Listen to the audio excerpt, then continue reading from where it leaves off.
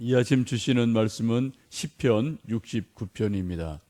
하나님이여 나를 구원하소서. 물들이 내 영혼에까지 흘러 들어왔나이다. 나는 설 곳이 없는 깊은 수렁에 빠지며 깊은 물에 들어가니 큰 물이 내게 넘치나이다. 내가 부르짖음으로 피곤하여 나의 목이 마르며 나의 하나님을 바라서 나의 눈이 쇠하였나이다. 까닭 없이 나를 미워하는 자가 나의 머리털보다 많고 부당하게 나의 원수가 되어 나를 끌으려 하는 자가 강하였으니 내가 빼앗지 아니한 것도 물어주게 되었나이다. 하나님이여 주는 나의 우매함을 아시오니 나의 죄가 주 앞에서 숨김이 없나이다. 주 만군의 여호와여 주를 바라는 자들이 나를 인하여 수치를 당하게 하지 마옵소서. 이스라엘의 하나님이여 주를 찾는 자가 나로 말미암아 욕을 당하게 하지 마옵소서. 내가 주를 위하여 비방을 받았사오니 수치가 나의 얼굴에 덮였나이다. 내가 나의 형제에게는 객이 되고 나의 어머니의 자녀에게는 낯선 사람이 되었나이다. 주의 집을 위하는 열성이 나를 삼키고 주를 비방하는 비방이 내게 미쳤나이다. 내가 곡하고 금식하였더니 그것이 도리어 나의 욕이 되었으며 내가 굵은 배로 내 옷을 삼았더니 내가 그들의 말거리가 되었나이다. 성문에 앉은 자가 나를 비난하며 독주에 취한 무리가 나를 두고 노래하나이다. 여호와여 나를 반기시는 때에 내가 주께 기도하오니 하나님이여 많은 인자와 구원으로 진리로 내게 응답하소서. 나를 수렁에서 건지사 빠지지 말게 하시고 나를 미워하는 자에게서와 깊은 물에서 건지소서. 큰 물이 나를 휩쓸거나 깊음이 나를 삼키지 못하게 하시며 웅덩이가 내 위에 덮쳐 그곳에 입을 닫지 못하게 하소서. 여호와여 주의 인자하심이 선하시오니 내게 응답하시며 주의 많은 긍휼에 따라 내게로 돌이키소서. 주의 얼굴을 주의 종에게 숨기지 마소서. 내가 환난 중에 있사오니 속히 내게 응답하소서. 내 영혼에게 가까이 하사 구원하시며 내 원수로 말미암아 나를 속량하소서. 아멘. 시편 69편의 배경은 다윗의 말년에 일어난 아들 아도니아의 반역 사건으로 봅니다. 혹은 그 전에 있던 아들 압살롬의 반역 사건 때 지은 시편으로 봅니다. 이것은 그래서 일종의 비탄시죠. 내용을 쭉 보시면 극심한 고난, 또 핍박당함, 억울함, 어려움 이런 것들이 69편에 많이 나타나 있고요. 이것을 우리가 볼 때마다 시편을 지은 다윗의 심적 고통이 얼마나 고통스러운지, 마음이 얼마나 아픈지를 이 시편 69편에서 볼 수 있습니다. 다른 제3자에게 억울한 일을 당해도 마음이 힘들고 고통스럽고 눈물 나고 아플 터인데, 자기가 낳은 자식한테 쿠데타가 일어나서 두 번이나 있었지 않습니까? 압살롬이 있었고 아도니아가 있었고, 이런 일을 당할 때 애비로서 다 그냥 자존심도 무너지고 마음이 무너져 내리고 인생이 무너져 내리고 고통을 당하는 극심한 절망, 고통 속에서 하나님 앞에 은혜를 구하고 지금 부르짖는 시편이 69편이다 보시면 되겠습니다. 그런 여러 가지 다윗의 불편한 마음, 고통스러운 마음을 지금 쭉 많이 표현하는데, 몇 군데를 보시면은 1절, 2절 다시 좀 읽어보실까요? 하나님이여 나를 구원하소서. 물들이 내 영혼에까지 흘러 들어왔나이다. 나는 설 곳이 없는 깊은 수렁에 빠지며 깊은 물에 들어가니 큰 물이 내게 넘치나이다. 그래서 깊은 수렁에 빠져 있다. 바닥을 알 수 없는 그런 깊은 수렁에 점점 빠져들어간다. 그런 것을 토로하고 있죠. 또 물들이 내 영혼에까지 막 흘러 들어와서 내가 지금 질식하기, 익사하기 직전이다. 그런 고통을 지금 하소연하고 있습니다. 또 8절에 보시면은 내가 나의 형제에게는 객이 되고 나의 어머니의 자녀에게는 낯선 사람이 되었나이다. 가족에게서도 완전히 따돌림을 당해서 가족에게도 버림을 받는 그런 비참한 처지가 되었음을 토로하고 있습니다. 12절에 보시면 성문에 앉은 자가 나를 비난하며 독주에 취한 무리가 나를 두고 노래하나이다. 성문에 앉아 있는 많은 사람이 오고 가며 다윗을 비난하고 술 취한 무리가 또 다윗을 비웃는 노래를 하는 그러한 절망을 맛보게 됩니다. 15절에도 앞에 있는 말씀과 비슷한데 큰 물이 나를 휩쓸거나 기품이 나를 삼키지 못하게 하시며 웅덩이가 내 위에 덮쳐 그곳에 입을 닫지 못하게 하소서라고 탄식합니다. 지금 다윗이 얼마나 고통스럽고 힘든지를 지금 물에 빠져 있는 사람으로 비유를 하고 있죠. 그런 말씀이 계속 여러 곳에 반복이 되고 있습니다. 여러분 혹시 물 고문을 당해 보신 일이 있거나 혹은 물에 빠져서 익사할 뻔한 그러한 경험을 혹 해보신 적이 있는지 모르겠습니다. 우리는 일반적으로 그런 일을 당하지 않습니다만 옛날에는 어디 수사기관에 잡혀가면은 기본적으로 당하는 것이 물고문이라고 하지 않습니까? 그래 어떤 이런 목욕탕 같은데 물 받아놓고 머리 이렇게 막 잡아넣어서 숨 못 쉬게 하든지 아니면 무슨 한지 같은 것을 얼굴에 덮어놓고 막 주전자로 물을 부면은 숨을 쉴 수가 없고 또 물이 막 코를 따라 또 거꾸로 달아놓고 하면 막 폐까지 들어가고 하는 그러한 고문을 당한 사람들의 이야기를 우리가 종종 들어볼 때가 있죠. 여러분 가끔 그런 일을 경험해 본 적이 있으신지 모르겠어요. 물속에 들어가서 수영하다가 잘못해서 그냥 물을 흠뻑 먹고 코까지 막 들어가고 속까지 들어가서 숨이 턱턱 막히는 그러한 경험을 한두 번은 우리가 수영하다가 이런저런 하다가 이제 해보실 수 있을 터인데 그럴 때만 해도 어때요? 정신이 아득해지거든요. 저도 어릴 때 시골에서 방죽이라고 그러죠. 자그마한 저수지에서 이렇게 친구들과 헤엄치다가 물에 빠져서 죽을 뻔한 것이 한 두어 번 있었는데 하여튼 용케 저 형들의 도움으로 살아났습니다만 지금도 그게 기억이 나거든요. 정말 발이 바닥에 안 닿고 그냥 쭉 빠져들어가고 힘은 제가 다 빠져버렸고 허우적거리게 나올 수는 없고 이런 상황들을 저도 한 두어 번 어릴 때 경험한 적이 있어서 그때 정말 정신이 아득해지고요.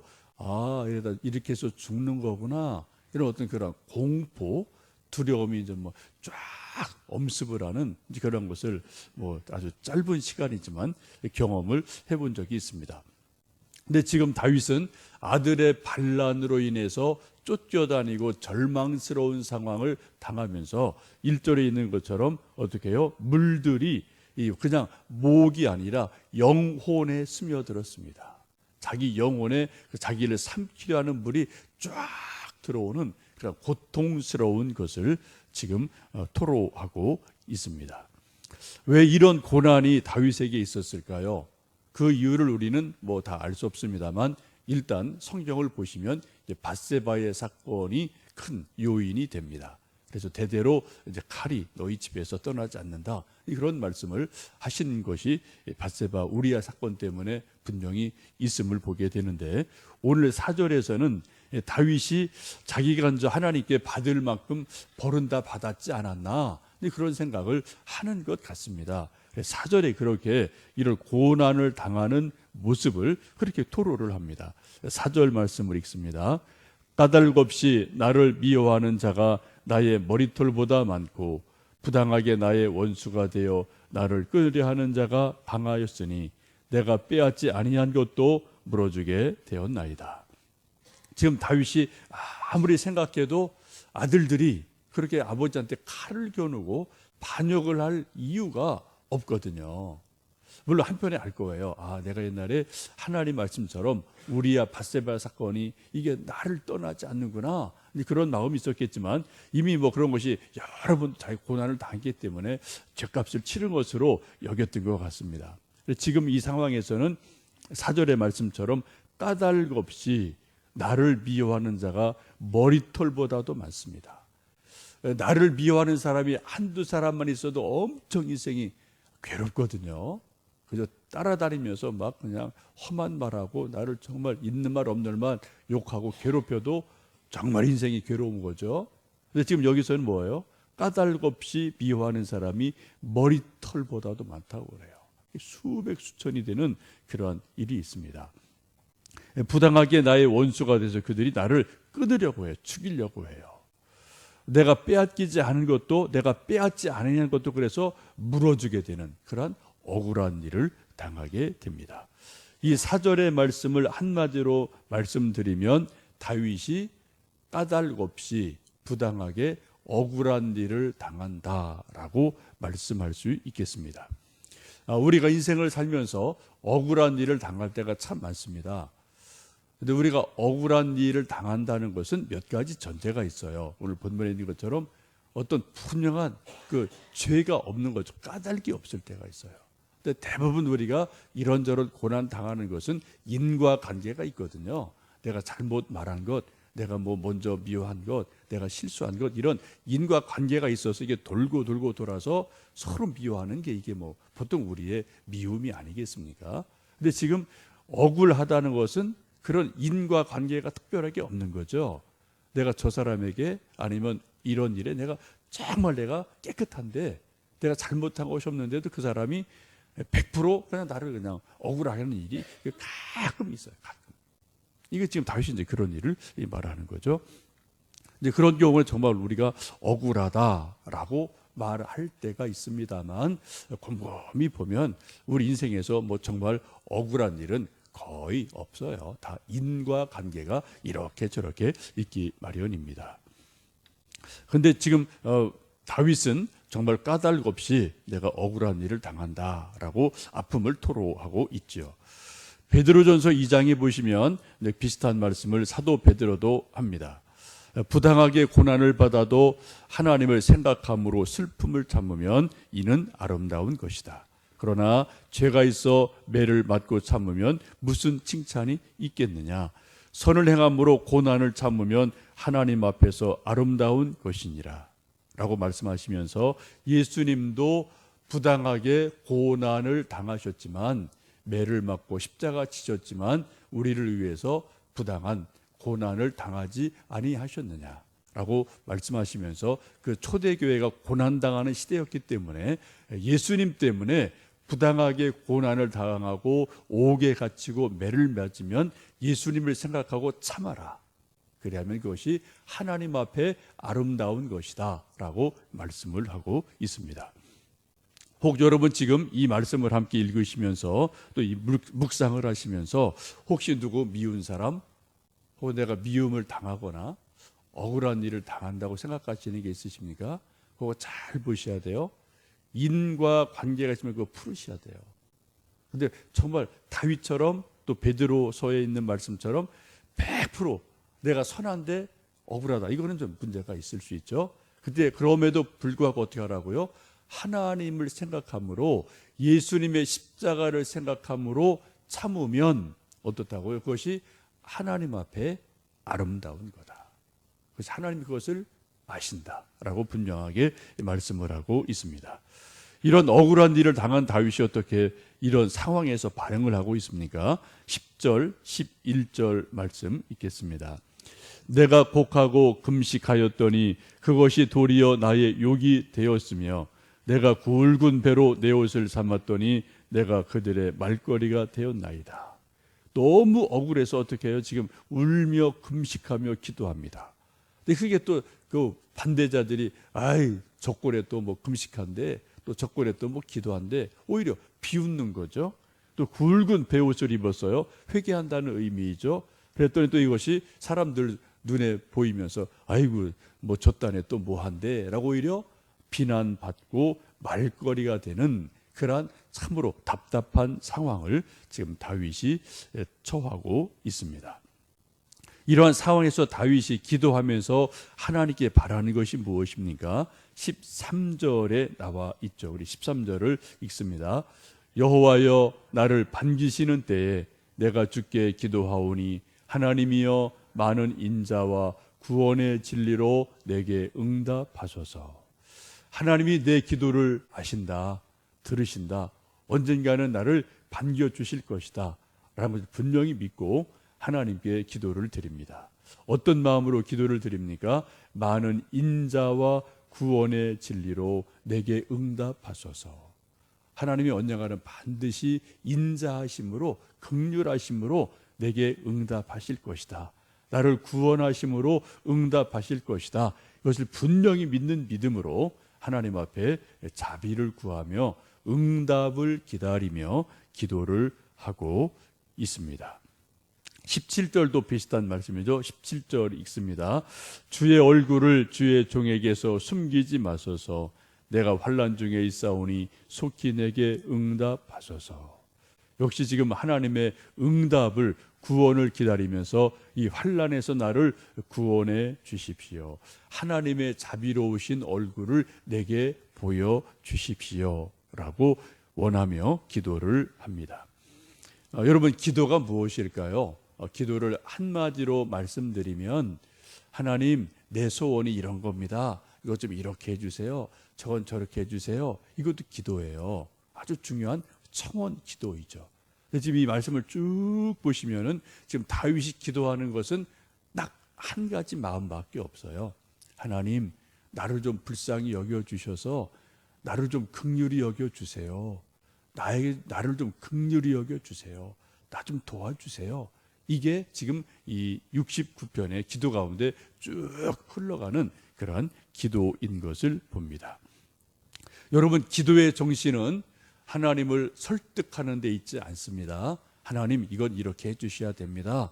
하나님, 저건 꼭 이렇게 해주셔야 돼요. 우리가 하나님에게 강하게 청원하다 보면 하나님을 설득하려고 그래요. 하나님을 이기려고 할 때가 있거든요.